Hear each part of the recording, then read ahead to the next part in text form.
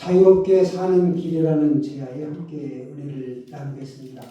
우리가 3.1절을 기억하면서 나라와 민족을 위한 선원들의 그 고귀한 외침, 그 함성을 시간 떠올려 보기를 원합니다. 선진들은 총칼 앞에서도 무력으로 대응하지 않았습니다. 우리 민족이 자주민임을 천명하였고 나라의 자유독립과 동양평화, 더 나아가서 세계의 평화를 바랐을 뿐입니다. 지금도 우리 남북이 대치하고 있죠. 북한이 핵무기를 개발하여 남한을 엿보는 이때에 자유를 위한 기도가 그 어느 때보다도 절실합니다. 우리는 과연 민주공화국의 자주민인가? 아니면 부동산 투기와 이념이라는 낡은 둥지를 아직도 벗어나지 못한 채 또 다른 식민지 백성으로 살아가는가? 또 우리 대한민국은 세계 평화를 향한 디딤돌이 아닌 극우적인 애국심과 방산 수출에 매여 죽음의 길을 재촉하고 있지는 않은지 한번 되돌아볼 필요가 있다라는 겁니다. 어떤 사업이든 명함이 있죠. 양지가 있으면 음지가 있고 한데 국가적인 측면에서 보면 이익이 되나 전 세계적인 평화적인 측면에서 볼 때는 또 불합리한 면도 있다라는 거죠. 그 논란은 차치하고라도 김희독립 선언서를 우리가 읽어보면 많은 것들을 시사하고 느낄 수 있습니다. 자유함, 그 자유를 바랐다는 거죠. 독립을 바랐던 겁니다. 세계 평화를 바랐던 겁니다. 우리가 즐겨 부르는 내 영혼의 햇빛 비치니 이 찬송이 쓰여지게 된 경위가 있는데요. 1887년 작사가 희인 여사가 고등학교 교사로 있을 때였는데 불량 청소년을 지도하다가 폭행을 당해서 중상을 입습니다. 그리고 6개월 동안 병상에 누워있게 되는데 해가 바뀌고 이제 얼었던 돼지가 녹고 햇살이 확 이렇게 비치자 이제 그 생기가 돋는 새싹 돋는 모습을 보고 희인 여사가 시를 씁니다. 오늘 내 영혼에 봄이 왔네. 이런 시를 쓰게 되는데 이 시가 바로 428장 내 영혼의 햇빛비치니입니다. 여러분의 영혼에도 찬란한 햇빛이 비치기를 소망합니다. 아멘. 사랑하는 여러분, 무엇에 얽매인 사람은 자유가 없는 사람이에요. 사상과 이념에 얽매인 사람이 얼마나 많습니까? 자유가 없는 사람이죠. 또 명예에 얽매인 사람, 권세에 얽매인 사람, 재물에 얽매인 사람도 자유가 없는 사람이죠. 목적에 얽매여서 수단과 방법을 가리지 않는 사람도 자유가 없기는 마찬가지입니다. 여러분은 자유를 누리고 있는 행복한 사람입니까? 아니면 자유를 누리지 못하는 불행한 사람입니까? 종은 주인에게 얽매여 있기에 자유가 없습니다. 세상에서 가장 무서운 것이 있다고 하면 죄의 종이 되는 것이죠. 요즘 핫한 영화 가운데 700만 관객을 돌파한 왕과 사는 남자라는 영화가 지금 절찬리에 상영되고 있습니다. 저도 그 영화를 보았는데 세종의 아들 수양이 어린 조카 단종을 폐위시키고 끝내는 사약을 내려서 사사시키죠. 이른바 이걸 계유정난이라고 하는데 슬픈 역사가 있었죠. 권력의 눈먼 야역이 어떻게 천륜을 무너뜨리는지 비장한 민낯을 여실히 보여주고 있습니다. 성경에도 보면 아버지나 형제를 배신하고 분사를 일으켰던 그 기록들이 많이 나와 있습니다. 형제를 배신하고 죽이고 이런 것들이 나오는데 대표적인 게 다윗의 셋째 아들 압살롬의 반란이 있습니다. 압살롬은 수려한 애고를 가졌었죠. 4년 동안 정변을 설계합니다. 그리고 서서히 민심을 훔쳐요. 아버지의 절대 권력에 다가섰다라고 느끼고 오판한 이 압살롬은 자신의 책사했던 아이도벨의 그 조언 대신에 허영심을 자극한 후세 감언 이설에 속아서 결국은 죽음을 맞이하게 되죠. 역사는 말합니다. 민심을 훔치고 형제를 도둑하며 단숨에 정상에 오른 듯해도 결국은 무너지는 것이 창탈자들의 궤적이다. 수천 년 전 성경의 경고가 2026년 대한민국도 현실이 됐다는 겁니다. 전직 대통령의 계엄 선포가 이를 극명하게 보여주고 있습니다. 정당성을 잃은 권력이 들은 칼날은 결국 자신을 향한 부메랑이 된다라는 겁니다. 대통령의 내란 혐의에 의한 1심 선고 공판이 직위원 판사에 의해서 있었는데요. 주목할 만한 문구가 등장하고 있습니다. 성경을 읽기 위해 촛불을 훔쳐서는 안 된다 라고 언급한 부분이 참 인상이 깊었습니다. 그렇습니다, 여러분. 피로 얻은 권력은 항상 비참하다. 압살롬은 물론이고 세조가 된 수양도 가혹한 말년의 질병으로 고통받다 죽었습니다. 그렇기에 성경에 칼을 가지는 자는 다 칼로 망한다. 마태복음에 이렇게 말씀하고 있습니다. 시대를 초월해서 경고하는 말씀이죠. 영화를 보는 내내 빼앗은 권력이라는 것이 참 유한하구나 하는 것이 머리를 떠나지 않았습니다. 찬탈의 결실이 승리로 계속 이어질 수 없다는 게 일시적인 승리처럼 보이지만 종래에는 씻을 수 없는 운명과 후대가 오래도록 기억해야 할 역사의 죄인으로 낙인 찍힌다라는 겁니다. 오늘 34절 말씀에 보시면 예수께서 대답하시되 진실로 진실로 너희에게 이르노니 죄를 범하는 자마다 죄의 종이다 이렇게 말씀하고 있습니다. 성경에 가장 많이 등장하는 단어가 있는데 진실로 진실로입니다. 강조할 때 예수님이 자신의 말씀을 강조할 때 이렇게 진실로 진실로 두 번 이렇게 말씀하시죠. 죄를 범하는 자마다 죄의 종이다. 종은 주인에게 얽매여 있기 때문에 자유가 없죠. 죄가 무엇입니까? 소율이 문답에 보시면 하나님의 말씀을 거역하거나 순종하기에 부족한 것은 죄다. 그 부족한 것이 죄다. 이렇게 정의하고 있습니다. 죄의 적극적인 요소가 있고 소극적인 요소가 있는데요. 하나님의 말씀을 거역하고 우상을 숭배하거나 하나님의 이름을 망령되게 일컫거나 또 이웃을 사랑하지 않는 것 이런 것들이 다 죄죠. 그런데 살인이나 간음이나 도둑질하는 것 이런 것들은 적극적인 죄라면 이웃을 사랑하지 않거나 예배를 드리지 않는 것, 기도를 쉬는 것 이런 것들은 소극적인 면에서 죄다. 행위면으로 볼 때 소극적이다라는 겁니다. 저는 아무것도 하지 않았는데요. 누구에게 피해를 주거나 해를 입히지 않았습니다. 그냥 가만히 있었습니다. 그래도 성경은 죄라는 거예요. 사람을 그런 사람들을 죄인이라고 한다. 왜 그런가? 그 사람은 마귀를 기쁘게 하고 주님을 glorifi시키는 일을 했기 때문에 그렇다라는 겁니다. 죄를 지으면 죄의 종이 됩니다. 모든 죄는 마귀가 다스리기 때문이죠. 결국 죄의 종이 된다는 말은 영적으로 마귀의 종이 된다라는 말과 같습니다. 35절 말씀 우리 한번 다 같이 보겠습니다. 시작. 종은 영원히 집에 거하지 못하되 아들은 영원히 거하나니. 종과 아들이 이렇게 비교되고 있습니다. 종은 거하지 못한다. 영원히 거하지. 아들은 영원히 거한다. 라는 거죠. 아버지 집에 영원히 거한다는 겁니다. 이렇게 볼 수 있어요. 내가 지금 교회에 가기 싫어지는가? 그렇다면 내가 죄의 종이 되려고 하는구나. 이렇게 느끼시면 되고. 반면에 내가 교회에 자꾸 나가고 싶다. 어서 가야지. 그런 마음이 생기면 나는 하나님의 자녀구나. 이렇게 생각하시면 틀림이 없습니다. 죄의 종에게는 자유가 없으니 불행할 수밖에 없는 거죠. 그러나 하나님의 자녀인 우리들에게는 자유함이 있다라는 것입니다. 그래서 우리는 행복합니다. 부디 참 자유를 누리는 행복한 성도 되시길 바랍니다. 아멘. 오늘 예수님께서 자기를 믿는 사람들에게 31절, 32절 말씀을 주시죠. 너희가 내 말에 거하면 참으로 내 제자가 되고 진리를 알지니 진리가 너희를 자유롭게 하리라. 아멘이시나요? 진리를 알지니 진리가 너희를 자유롭게 한다. 너희가 내 말에 거하면 참으로 내 제자가 된다. 자유롭게 사는 길을 오늘 말씀해 주고 있습니다. 자유롭게 사는 길, 그걸 깨닫는 성도는 엄청난 복을 받은 사람이라는 것이죠. 자유롭게 사는 길 세 가지를 말씀드리고 싶습니다. 첫 번째는 죄로부터 자유로워지기 위해서는 우리가 기도해야 한다. 기도해야 한다.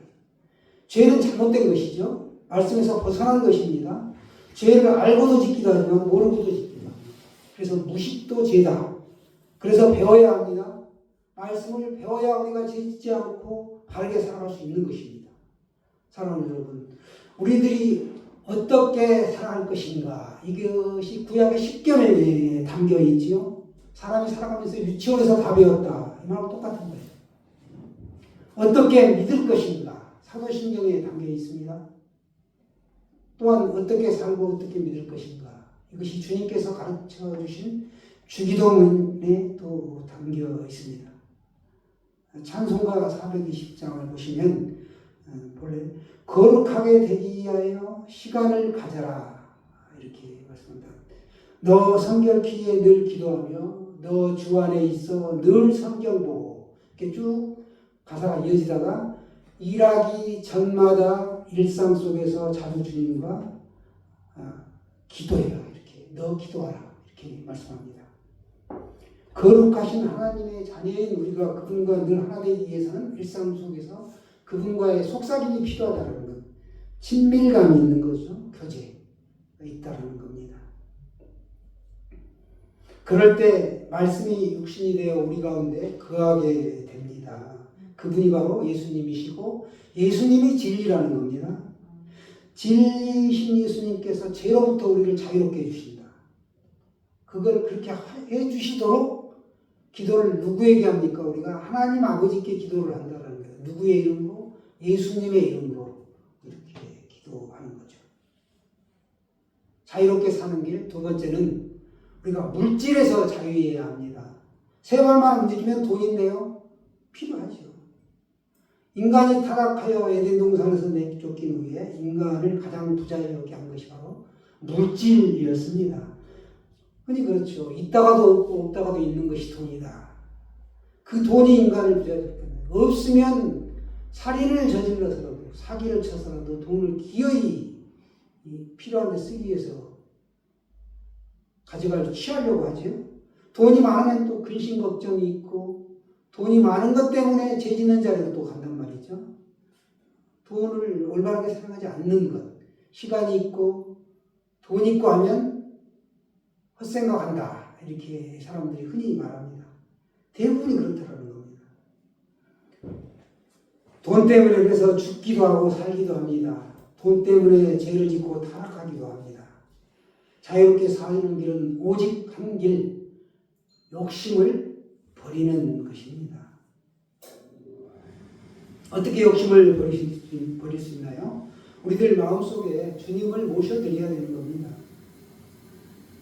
하나님은 당시 가장 작은 자였던 갈릴리 나사렛이라는 동네에 인간의 몸을 입고 예수님으로 이렇게 우리 눈높이에 맞게 오셨습니다. 거기에 목수의 집에 목수의 아들로 오셨죠. 그래서 그분은 어떤 율법학자도 아니었고 종교인도 아니었다는 거예요. 일상의 삶의 직업을 가지고 문화명령을 따라서 오신 겁니다. 평신도의 삶을 사신 거죠. 자유인이었습니다. 물론 그분은 하나님의 아들이었고 만왕의 왕이셨고 그렇습니다. 그러나 그분은 아침에 기도하고 낮에는 섬기고 밤에는 쉼으로 하루를 마무리했죠. 그분은 그래서 성직자의 일상이 아닌 노동자의 하루를 사신 겁니다.